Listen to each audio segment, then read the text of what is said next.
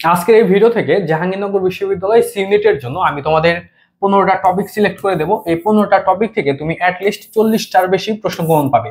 তোমরা জানো যে জাহাঙ্গীরনগর বিশ্ববিদ্যালয়ের প্রশ্নের প্যাটার্ন অনেকটাই ভিন্ন এবং এখানে জিপিএ সহ 65 থেকে 66 নাম্বার পেলেই চান্স পাওয়া যায়।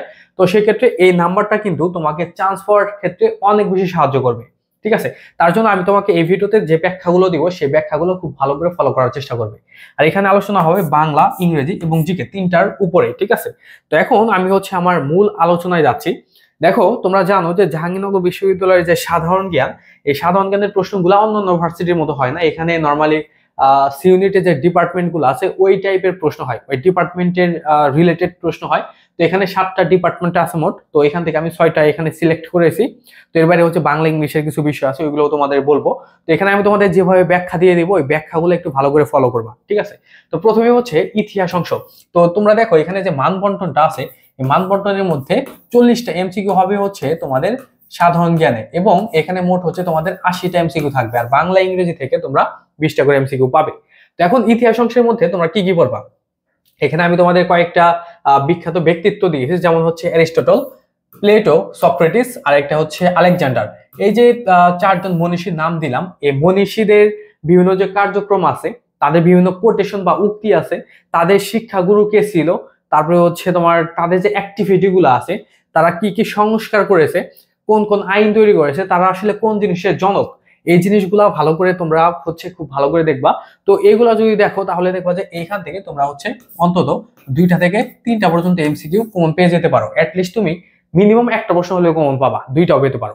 এরপরে তোমাদের দেখতে হবে প্রাচীন বংশ এবং জনপদ। এই জায়গা থেকে এই 2টা থেকে তোমরা প্রায় 3টা থেকে 4টার মতো প্রশ্ন কমন পাবা। ঠিক আছে, তো এখন বিষয় জাবিতে কিন্তু তোমাদের প্রশ্ন ইংলিশ ভার্সনেও হতে পারে, মানে সাধারণ জ্ঞানের মধ্যে কিছু কিছু প্রশ্ন কিন্তু ইংরেজিতে আসতে পারে। তো ইংরেজিতে যদি আসে তো ঘাবড়ানোর কিছু নেই, বাংলাটাই জাস্ট ইংরেজিতে মানে ট্রান্সলেট হবে। তুমি যদি ইংরেজি মোটামুটি পারো তাহলে কিন্তু এগুলো তুমি ধরতে পারবে, এগুলো ব্যাপার না। এখন এই প্রাচীন বংশের মধ্যে বিভিন্ন বংশ দ্বারা যে এখানে মানে অঞ্চলটা শাসন হয়েছে ওইটা, তারপরে জনপদ, জনপদটা ভালো করে দেখবা। আর এখানে আরেকটা বিষয় আমরা অন্যান্য ভার্সিটির জন্য সাধারণ জ্ঞান যেরকম দেখি যে মানে হালকা টাইপের প্রশ্ন আসে, আর জাহাঙ্গীরনগরে কিন্তু অতটাও হালকা টাইপের প্রশ্ন হবে না, এগুলো হবে ডিপ থেকে। এই কারণে তোমাদের এগুলা একদম ডিটেইলসে জানতে হবে।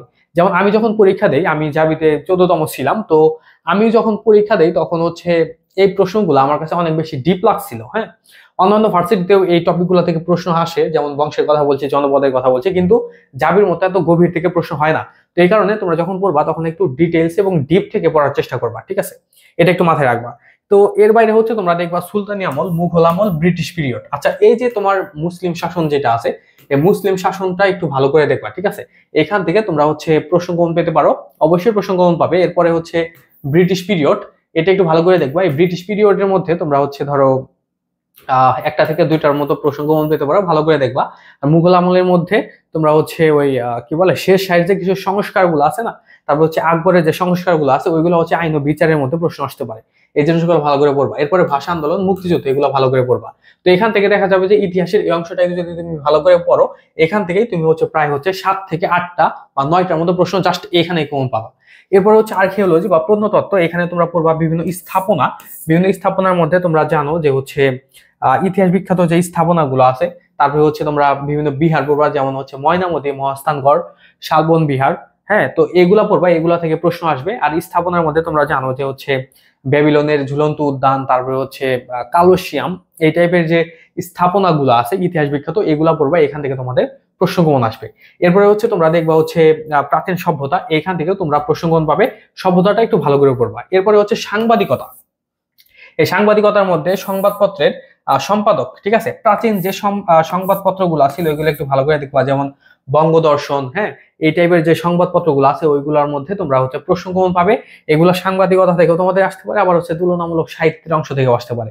তো এই কারণে এই অংশটা খুব ভালো করে পড়বা। এইখান থেকে আমি শিওরিটি দিয়ে বলছি তোমাদের প্রশ্ন কমন থাকবে, খুব ভালো করে পড়বা। ঠিক আছে, এরপর তোমরা এখানে মানে ইউনিটে যদিও সাম্প্রতিক হয় না, তারপরে হচ্ছে তোমার সাংবাদিকতার মধ্যে সাম্প্রতিক আসতে পারে। তো সাংবাদিকতাটা একটু ধরো বিষয়ের মাথায় রাখবা যে সাম্প্রতিকের মধ্যে যদি সংবাদপত্র রিলেটেড যদি উল্লেখযোগ্য কোনো ঘটনা থাকে ওইটা একটু ভালো করে দেখে নিবা। এরপরে হচ্ছে বিখ্যাত পদক যেগুলো আছে সংবাদপত্রের সাথে রিলেটেড ওইগুলো পড়বা। এরপরে হচ্ছে আইন ও বিচার, এটার মধ্যে ব্রিটিশ পিরিয়ডে তৈরি বিভিন্ন আইন ও সংস্কার এগুলো ভালো করে পড়বা, ঠিক আছে? যেমন চিরস্থায়ী বন্দোবস্ত, তারপর 100 বন্দোবস্ত, তারপর হচ্ছে 500 বন্দোবস্ত, হ্যাঁ, তারপর হচ্ছে রেগুলেটিং অ্যাক্ট কত সালে হয়, তো এইগুলা খুব ভালো করে দেখবা। তারপরে হচ্ছে ধরো মানে প্রশ্ন হতেই পারে যেমন জমিদারি প্রথা কোন আইনের দ্বারা হচ্ছে রদ করা হয় বা কত সালে রদ করা হয়, তো এই টাইপের প্রশ্ন আসতে পারে। তো এইগুলো হচ্ছে বই থেকে খুঁজে খুঁজে তোমরা হচ্ছে পড়ে নিবা, ঠিক আছে?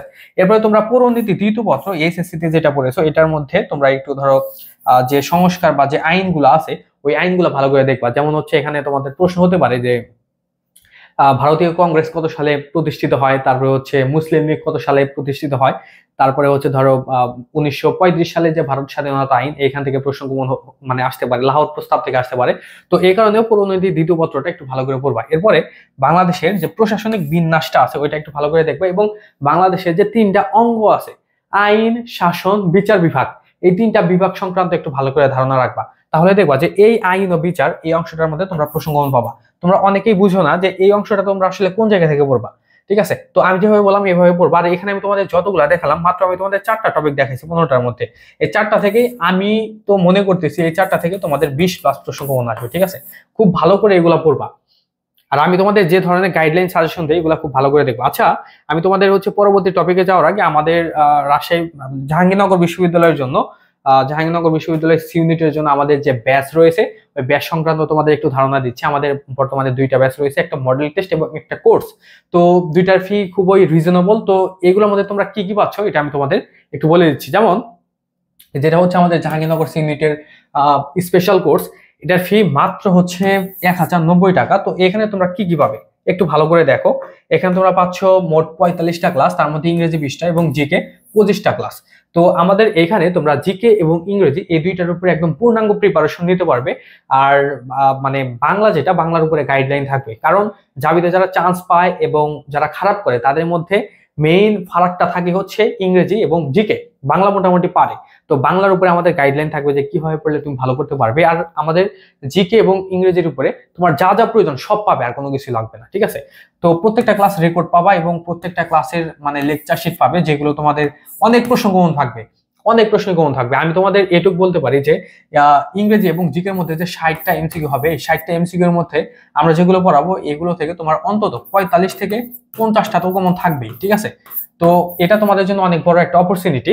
মাত্র 1090 টাকায় ভর্তি হতে পারবে এবং জাবির প্রস্তুতি অবশ্যই ফুলফিল হয়ে যাবে, ঠিক আছে? এবং আমাদের এখানে তোমরা ভর্তি পরীক্ষা আগ পর্যন্ত সাপোর্ট পাবে। এবং আমি তোমাদের এখানে আরো কয়েকটা কথা বলি, যেমন এখানে তোমরা জিকের উপরে একদম পূর্ণাঙ্গ দাগানো একটা বই পাবে, যেটা থেকে তোমরা অনেক প্রশ্ন পাবে। এবং আমি তোমাদের স্পেশাল শিট দেবো, যেমন 7টা যে ডিপার্টমেন্ট আছে 7টা ডিপার্টমেন্টের মধ্যে কি কি জায়গা থেকে প্রশ্ন হতে পারে সবকিছু তোমাদের ডিটেলসে দিয়ে দেবো, ঠিক আছে? যেগুলো থেকে অনেক প্রশ্ন থাকবে। আর যেটা মডেল টেস্ট, এখানে তোমরা মোট 20টা পরীক্ষা দিতে পারবে, একদম জাবিতে যেরকম 80টা এমসিকিউতে পরীক্ষা হয়ে থাকে আমাদের এখানে ওইরকম ভাবেই হবে। তো 80টা এমসিকিউ পরীক্ষা দিতে পারবে একদম জাবি স্ট্যান্ডার্ডে। তো এর বাইরে তোমরা হচ্ছে পরীক্ষাগুলো ওয়েবসাইট থেকে দিতে পারবে, এবং তোমরা এখানে ধরো মানে প্রশ্নপত্রের পিডিএফ পাবে, ওই পিডিএফ পড়লেও তোমরা অনেক প্রশ্ন কমন পাবে।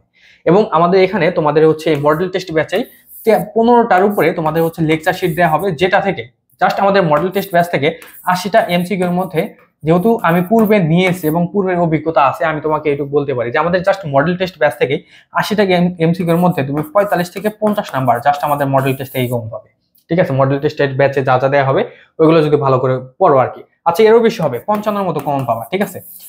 আমি এইটুকু একদম তোমাকে নিশ্চয়তা দিয়ে বলছি, তুমি জাস্ট পরীক্ষা দিয়ে এসে মিলিয়ে দেখবা। এবং এখানে তোমরা হচ্ছে ভর্তি পরীক্ষা আগ পর্যন্ত সাপোর্ট পাবে, ইংরেজি সাহিত্যের শিট সবই পাবা মডেল টেস্টে। আর তোমরা যদি কেউ মনে করো আচ্ছা, এখানে আমাদের মডেল টেস্টের ফি মাত্র 350 টাকা। যদি কেউ 2টা ব্যাচে একসাথে ভর্তি হও তাহলে 2টা ব্যাচে মাত্র হচ্ছে 1300 টাকায় ভর্তি হতে পারবে। তো তোমরা যদি কেউ ভর্তি হতে চাও তাহলে এখানে যে নাম্বারটা দেওয়া আছে এই নাম্বারে তোমরা যোগাযোগ করবে। আর তোমরা যারা অ্যাডমিশন মেন্টরস এর ফেসবুক পেজ থেকে ভিডিওটা দেখছো তোমরা চাইলে হচ্ছে ফেসবুক পেজেও নক দিতে পারো, ঠিক আছে, ভর্তির জন্য। আর আমি এখানে তোমাদের একটা নাম্বার দিয়েও দিচ্ছি, এই নাম্বারে তোমরা যোগাযোগ করবে। এই নাম্বারে তোমরা হোয়াটসঅ্যাপে যোগাযোগ করবা 09855986894, ঠিক আছে? এই নাম্বারে তোমরা কল করতে পারো, হোয়াটসঅ্যাপে যোগাযোগ করতে পারো 09855986894। যাই হোক, এখন আমি হচ্ছে আমার মানে আলোচনায় আবারও আসি। যেমন সাধারণ জ্ঞানের মধ্যে এখন হচ্ছে তোমাদের দেখতে হবে আন্তর্জাতিক সম্পর্ক। এই আন্তর্জাতিক সম্পর্কটাও তোমাদের জন্য অনেক ইম্পর্টেন্ট। তো এইখান থেকেও তোমরা বেশ কিছু প্রশ্ন কমন পাবে। এই 40টা যে তোমাদের এমসিকিউ হবে জিকের মধ্যে, তার মধ্যে দেখা যাবে যে এখানে তোমাদের 4 থেকে 5টা বা এর চাইতেও বেশি তোমাদের এই টপিক থেকে আসতে পারে। তো আন্তর্জাতিক সম্পর্কের মধ্যে তোমরা উল্লেখযোগ্য যে সংস্থাগুলো আছে, এই সংস্থাগুলো ভালো করে পড়বা, বা সংগঠন যেগুলা, যেমন তোমরা ধরো ইউএন, আর ইউএন এর সাথে যে অঙ্গ সংগঠনগুলো আছে এগুলো ভালো করে পড়বা। তারপরে বিভিন্ন সংস্থার সদর দপ্তর, এগুলো একটু ভালো করে পড়বা। তারপরে হচ্ছে জাতিসংঘ রিলেটেড যে বিভিন্ন তোমার মানে নারী বিষয়ক যে বিভিন্ন কার্যাবলী আছে ওইগুলা দেখবা। তারপরে এখানে তোমরা দেখবা হচ্ছে বিভিন্ন যে তোমার প্রতিষ্ঠান আছে, যেমন হচ্ছে ন্যাটো ধরতে পারো, তারপর হচ্ছে ফাও ধরতে পারো, এইগুলো একটু ভালো করে দেখবা। এবং এখানে বিশ্বযুদ্ধের যে ব্যাপারটা আছে এটা একটু ভালো করে দেখবা, যেহেতু এটা হচ্ছে আন্তর্জাতিক ব্যাপার নিয়ে ডিল করে। তো এগুলো ভালো করে দেখবা, এইচডিজি, তারপর হচ্ছে এগুলো একটু ভালো করে দেখবা, এখান থেকে তোমাদের প্রশ্ন কমন আসবে। আর আমি আন্তর্জাতিক সম্পর্কের উপরে তোমাদের হচ্ছে আলাদা একটা ভিডিও দেবো, যে এখানে তোমরা কোন কোন টপিক থেকে প্রশ্ন কমন পেতে পারো, সকল বিষয় নিয়ে আরো ডিটেলসে তোমাদের সাথে আলোচনা করবো। এবং এখানে তোমরা সাম্প্রতিক বিষয় থেকে প্রশ্ন কমন পেতে পারো, ঠিক আছে। যেমন কিছুদিন আগে যে জাতিসংঘের মধ্যে যে অধিবেশন হলো, ওইখান থেকে তোমাদের প্রশ্ন কমন আসতে পারে, ঠিক আছে। এরপরে তুলনামূলক সাহিত্য সংস্কৃতি। তো তোমরা অনেকেই বুঝো না যে এটা আসলে কি পড়বা। এখানে তোমরা বাংলা সাহিত্যের যে ইতিহাস অংশটা আছে এটা একটু ভালো করে পড়ে নিও, ঠিক আছে। যেমন এখানে বাংলার যে হচ্ছে ইতিহাস বিখ্যাত বিভিন্ন কবি সাহিত্যিক আছে, তাদের বিভিন্ন লেখালেখি, এগুলো তোমরা একটু ভালো করে দেখবা। এখান থেকে তোমরা প্রশ্ন কমন পেতে পারো, ঠিক আছে। এখানে তোমরা হচ্ছে সেই চর্যাপদ থেকে শুরু করে একদম ধরো বা শ্রীকৃষ্ণ কীর্তন, এগুলো তোমরা পড়বা আর কি। মানে একদম শুরু থেকে একদম এখন পর্যন্ত আধুনিক যুগ পর্যন্ত যে সকল উল্লেখযোগ্য ঘটনাবলী আছে ওগুলো ভালো করে দেখবা। এখান থেকে তোমরা ডেফিনেটলি প্রশ্ন কমন পাবে, অনেকগুলো প্রশ্ন কমন পাবে। আর এর বাইরে তোমরা ইংলিশের মধ্যে রাইট ফর্ম ভার্ব, এবং এখানে তোমরা মানে সাবজেক্ট ভার্ব এগ্রিমেন্টের যে ব্যাপার, এইটা হচ্ছে খুব ভালো করে পড়বা।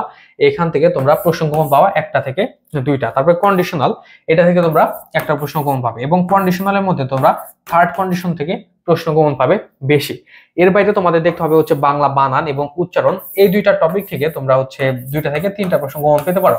তো এই টপিকটাও ভালো করে পড়বা। এরপরে সন্ধি এবং সমাস, এই 2টা টপিক থেকেও তোমরা 2টার মতো প্রশ্ন কমন পেতে পারো। তো এই 2টা টপিকও খুব ভালো করে পড়বা, ঠিক আছে। এর বাইরে তোমাদের আরো কিছু টপিক আছে, যেমন অ্যাপ্রোপ্রিয়েট প্রিপোজিশন, এখান থেকে তোমরা 2টা প্রশ্ন কমন পেতে পারো।